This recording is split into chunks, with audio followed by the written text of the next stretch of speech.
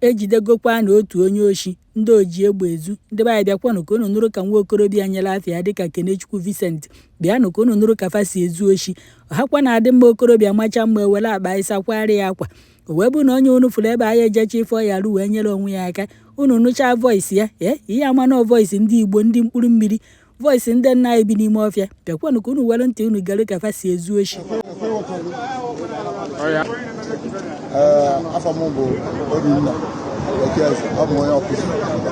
Ana m achọtụgharị ebe esi m nchapụrụ passengers na-abata ebute mmadụ 7 dịka moto nsi ebu so lute Tanzan mmadụ na-atọ bụwa so I have to carry another 3 people na-abịa ọkụ mgbe mmụnye along the line ebidozi m bute m nwaanyị na-abụ mechie nwaanyị na-ababa eji ofu ebe moto so a na-emeje mmadụ na-abụpụta young boy na-abụ so me gbagharịa m nso na 1000 masị na mmadụ bụ ka akwụkwọ 8800 nso na moto mgbe ofu ka ọ ya abụ sị nke mama na-eji ama ka akwụkwọ 8800 mgbe mama na-eji nso mgbe mama na-eji intention ofu onye ya ana na ofu onye akwụrụ ọtọ bidoro mmadụ ịtọpụ ụta ihe so na yọtazi awa man nọ n'isi edge of that seat si aka nwa nọnyeli ya so the man nọnyeli fa na ekwezie the man shift onye nke ọzọ mbụ shift ya nya na nwanne ya ezi nwanne onye otu ya batazi ya n'osobezi ya the nya na onye nọcha na mpụta so agbagide duto mebute ọzọ ihe m kwere na ọkụziri na nna nazi direct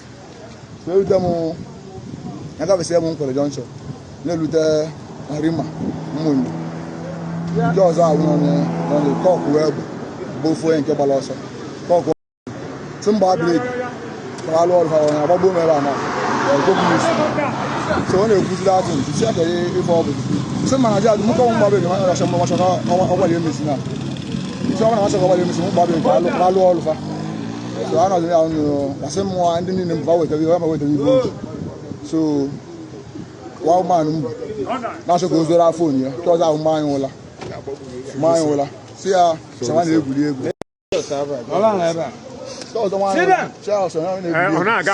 chaachị ọ na-egwuri egwu so onye nke nwa na-egwu mmadụ ibizi na-anakọsị ndị mmadụ ego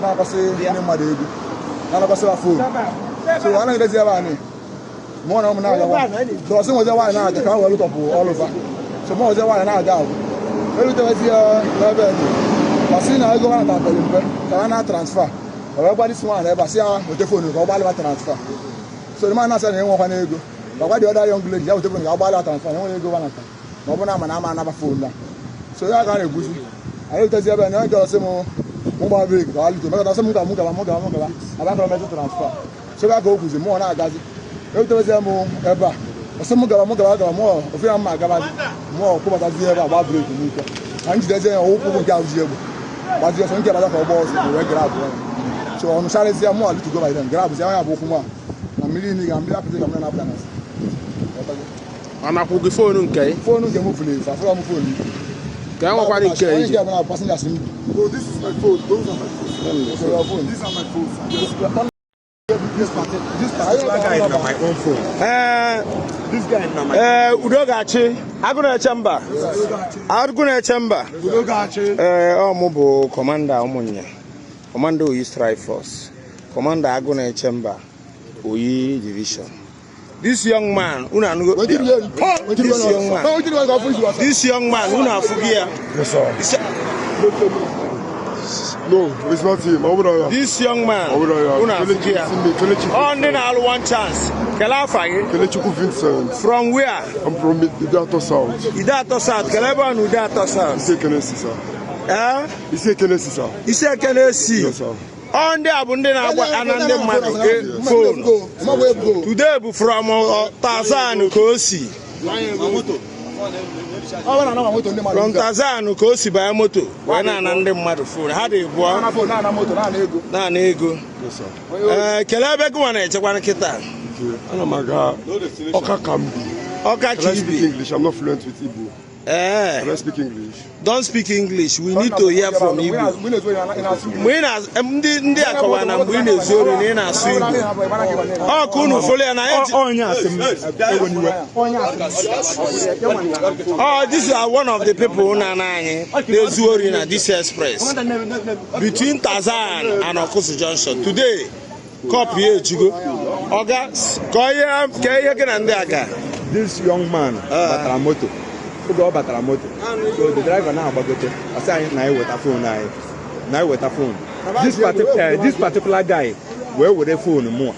The other guy in cause of we see am na chozi on the nyechi and their phone. When you am phone, the phone n'aka. I say we take go we go ni nenji we tinye this particular one na ebe ana. After tinye the money, then the other guy is okay, driver naga, there is no problem, naga, driver tezieba.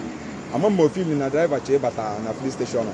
Oro shi ozugbo, we see the driver, o see the anwa, na ichi see phone na o phone, sim na me transfer, see no won na ego nji. O sim me transfer, see no we ze we to them nisi.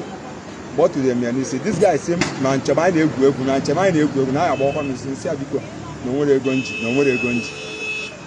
This particular one collect your phone now, the phone and I consider everybody phone. Even that my phone, this guy now is still with the phone.